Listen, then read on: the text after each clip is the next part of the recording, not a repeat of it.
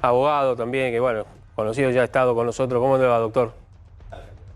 Mariana, ¿Cómo le va, doctor? Ahora, doctor, ¿y a usted qué le parece esto? Decíamos, estamos hablando de lo que escuchamos hoy, el veredicto. ¿Para usted fue incompleto o todo lo contrario?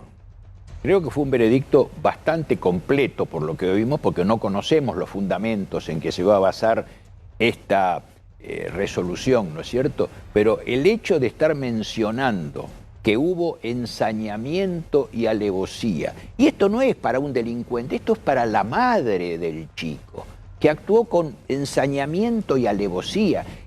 Pero creo que es lo peor que le puede caber a una madre, a la pareja de la madre, haber actuado de esa manera, haberse vengado, porque quizás no se habló de odio de género, por ejemplo, no lo sabemos si puede haber estado o no, pero lo cierto es que lo que importa en este caso es la pena, es que se las haya declarado culpables, que se haya dicho, ¿qué es la alevosía, por ejemplo? La alevosía es matar sobre seguro, matar sabiendo que no tiene ninguna posibilidad de defensa la persona a la que yo estoy matando de a poco. ¿Y ensañamiento qué es? Ensañamiento es exagerar el castigo, pegar de más, hacer las cosas de forma tal que sufra más, etc. Que esto lo haya hecho la madre es algo absolutamente inaudito. No creo que se conozcan hechos de tanta crueldad como este. No, absolutamente. Creo que no existen en la literatura, por lo menos argentina, policial. Sí, coincido. Y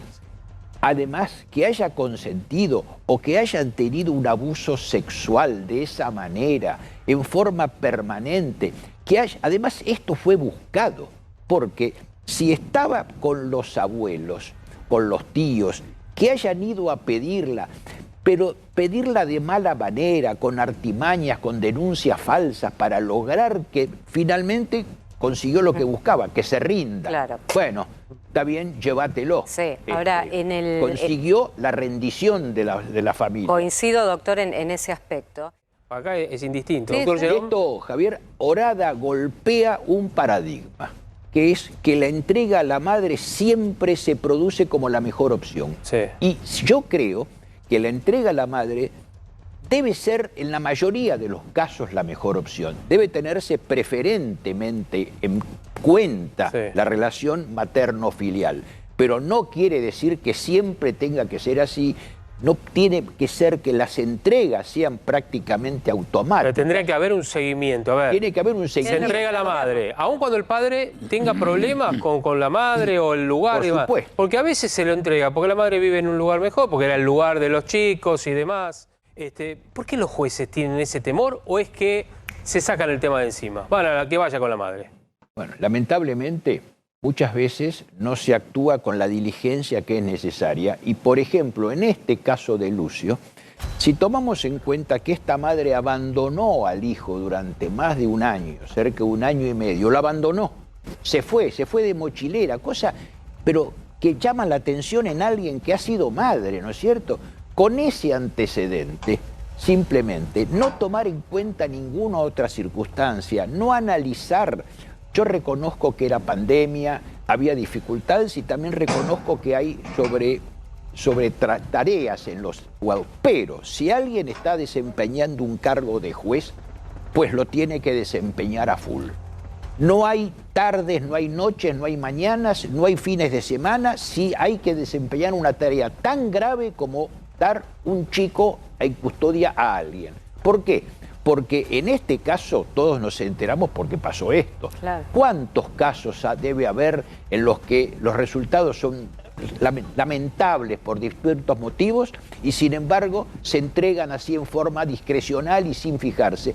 Y, como decíamos, se entregan a la madre por ser la madre. Creo que en la medida en que esto sea un pivot para que los que están a cargo no solo de entregar a los chicos, de darlos, sino de controlarlos, de desempeñar funciones docentes, médicas, realmente empiecen a tomar conciencia de su función y que están haciendo algo fundamental para la crianza de un chico, creo que solo por eso esta causa va a tener efecto realmente sobre el futuro de los chicos de este país. Doctor Rúa. ¿no? Digo, ahí se lo pregunto como juez también, cuando hay que determinar que llega al límite de la condena, pero que es una persona que podría cometer el mismo delito 30 años después. Bueno, no es que necesariamente a los 35 años tengan el derecho de salir en libertad, sino que ellos tienen el derecho de pedir la libertad, claro, pero los jueces tienen también la obligación de analizar si esa persona está en condiciones de salir en libertad. ¿Por qué? Porque la prisión es perpetua. La propia ley dice que cuando hay prisión perpetua, a los 35 años, la persona puede salir en libertad. Pero no es que sea automático. Entonces, me parece que cuando una persona representa un riesgo para la sociedad, un peligro para la sociedad, creo que los jueces tendrían que tener suficiente, prudencia antes de hacer estos otorgamientos de libertades para no perjudicar al resto de la gente. Ya hemos visto nosotros las libertades aquí prácticamente, lamentablemente, se otorgan en forma automática a gente que no lo merece, etcétera. Pero hay que cambiar ese aspecto porque de alguna manera siempre nos olvidamos de la víctima. Las víctimas potencialmente es la sociedad. La sociedad es víctima de los que se portan mal, de los que cometen delitos, de los delincuentes. La sociedad es víctima. Entonces, me parece que es más importante, si bien hay que ocuparse de tener a los delincuentes, de tener las cárceles, de tener los lugares, de regenerarlos, todo lo que sea necesario, también es muy importante proteger a la sociedad. Y cuando uno lee que dice, pero ahora se están gastando, por ejemplo, 1.000 millones de pesos en mejorar la conectividad en las cárceles, en darles, ¿no es cierto?, elementos, y vemos que hay muchísima gente que dice, ¿cómo están haciendo esto? Además de si los celulares, realmente claro. En las cárceles lo que está haciendo mucha gente es dirigir a sus bandas. Sí, tal o sea, cual. les estamos facilitando, permitiendo esto. Bueno. Entonces, ¿esto qué hace? Que nos olvidemos por completo de las víctimas, de los que sufren delitos, y nunca dejemos de lado que el que comete el delito elige cometerlo. Él no está elegido, en cambio la víctima es elegida, no quiere ser víctima, Exacto. se la eligió. Entonces es a la que más tenemos que proteger. Por algo se ha creado la ley de víctima, con la justicia también, lo mató. No hay vuelta con estas mujeres, ¿o sí? No, no hay Pero judicialmente estoy hablando, ¿eh? Ahora psiquiátricamente ya lo definió el doctor Herrera Milagro. Y psiquiátricamente no hay vuelta. La justicia no debería ser una creación jurídica distinta de lo que es la realidad, porque entonces estaría inventando una situación que no corresponde. La justicia debe tomar en cuenta la opinión de los que saben, de los peritos, de los que le informan, porque ya tenemos en consideración que, como les contaba recién... Pero perdón, porque a propósito de esto, perdón que lo interrumpa, pero muchas veces cuando uno asiste a un juicio o cuando pasó o hay una sentencia, uno pregunta, ¿pero por qué le dieron esta pena si, por ejemplo, entre otros, los peritos o los psiquiatras dijeron que este hombre o esta mujer tal y tal cosa? Bueno, es una opinión. Los jueces lo toman como una opinión nada más, pero son calificados para mencionar lo que mencionan porque hacen un informe, han estudiado la psiquis humana.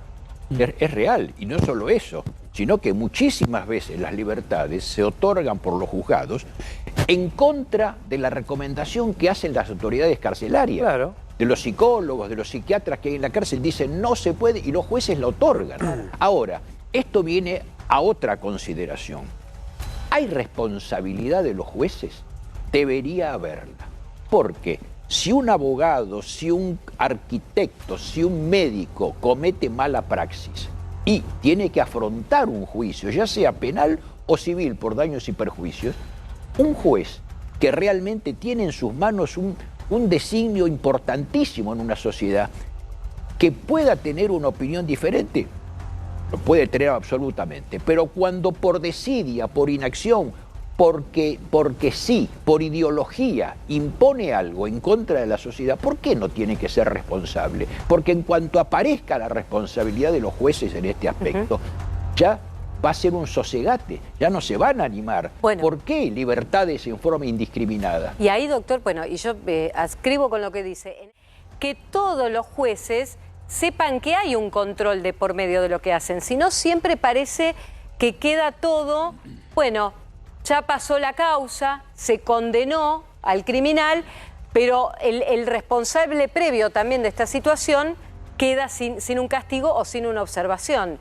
Y ahí, absolutamente de acuerdo, Mariana, absolutamente porque de lo acuerdo. dejamos, doctor, No eso es nos lo que noto. olvidemos que hubo Sí. una corriente que se llamaba se llamaba garantista. Ajá. Y de garantista no tenía nada. ¿Por qué? Porque las garantías tienen que dárselas a los delincuentes y tienen que dárselas a la víctima. O sea, era una corriente abolicionista que se especializaba en ¿qué? En dejar en libertad a quien sea, tratar de buscar la forma más benigna para juzgar al delincuente. ¿Con qué fin, doctor? Esto porque es una cuestión ideológica. Solo por ideología. Esto se nació por una cuestión ideológica. El zafaronismo, Y la que le dicen, Facultad de doctor. Derecho se fueron formados en esa corriente. El zafaronismo. El zafaronismo. bueno. Fueron formados en esa corriente, en la cual solo se fijaban en el delincuente. Y entonces, a partir de ahí eran todas las creaciones. El delincuente era un producto de la sociedad que no lo supo cuidar, entonces no lo podemos castigar. Y siempre era una mirada favorable. Pero esto va en contra realmente del derecho. Esto es como un cura ateo. Si un juez tiene que Claro. aplicar el derecho, esto no es, el cura no puede ser ateo. Bueno, y en el proceso, y el doctor Rúa le pregunté, ¿cómo es un proceso? Digo, busquemos la manera de las salidas anticipadas, También. que es esta Esto discusión es un círculo histórica. vicioso absoluto. ¿Por qué? Porque el Estado, que tiene que construir cárceles, por ejemplo, que tiene que proveer a que el personal penitenciario sea capacitado, etcétera, para albergar a los que tengan que estar en la cárcel, no lo hace. Sí. No lo hace por distintas circunstancias, porque no les conviene, porque no les interesa, etcétera. Entonces pretenden hacer recaer en los jueces que no los pongan presos y pretenden hacer recaer en la sociedad, en la gente que tenga que soportar todo esto. O sea, es un círculo vicioso que es absolutamente inaceptable. Y quiero retomar, ¿Lo decide o lo pide la justicia? ¿O es una recomendación de los servicios penitenciarios? Los servicios penitenciarios pueden recomendar permanentemente cosas, pero el que decide siempre son los jueces. Ah. Y en este aspecto creo que cambiar de provincia o no, esto tiene que responder a necesidades propias. Por ejemplo, cuando hay un delincuente que es condenado o un preso que es condenado y tiene que cumplir una, pero que es recuperable, entonces es conveniente por ahí que esté cerca de su familia, Claro, el para que no acercamiento pierda familiar. acercamiento familiar. Entonces, A los es rugby, correcto. perdón que lo interrumpa, Sí. Doc. A los rugby del caso Fernando Báez Sosa los quieren trasladar a la cárcel de Campana por acercamiento familiar. Claro. Perdón. No, por favor. Entonces, esto sí que es conveniente, etcétera. Ahora, en el caso de estas dos mujeres, que no tienen, pero no tienen familia, no tienen nadie, ya hemos visto lo que para ellos es una familia, acá no tendrían sentido. Acá las podrían mandar a Ushuaia, a La Quiaca, da exactamente lo mismo. Esto es, tendría que el Estado ver qué es lo más conveniente, dónde tenerlas, y disponerlo, porque acá no hay unas cuestiones familiares que influyan en la adjudicación de la unidad que tengan. pero voy un paso más. Donde Pasaba hubo mucho con denuncias los de que... violadores también, Mariana, Bueno, exactamente claro. lo mismo. Pero eso es una cuestión que las autoridades de la cárcel tienen que tener en cuenta y, bueno, disponer los aislamientos que sean necesarios o tienen que adecuar la situación para que no se salga de madre. Entiendo que este es lo que tiene que suceder. Y siempre las decisiones van a caer en manos de los jueces, por más que sean el servicio penitenciario el que pueda dar las recomendaciones que crea conveniente. Ahí voy, Doc. De manera tal que, independientemente de la actividad de quien dio la última patada, es un dolo compartido. Claro. Sí, obviamente. Acá es un claro ejemplo de que el delito se lo cometió entre los dos, entre las dos. Las dos fueron autoras materiales, así lo considera la sentencia. O sea, no es necesario que una sola persona tenga que ser la autora y la otra partícipe. A veces puede suceder. En este caso fueron las dos autores. Claro. Les queremos agradecer... Perdón, una sí, cosa más. sí, doctor. Están condenadas, tienen que estar en la cárcel. Esperemos que eso no pase. Yo pienso en eso. ¿Por qué? Porque tienen que cumplir la condena hasta el último día. Porque así La es última gota de sangre hasta el último Javier. día presa. Javi, La no vamos- condena, no solo, hay que tener en cuenta esto, la condena no solo es para la persona que recibe la pena.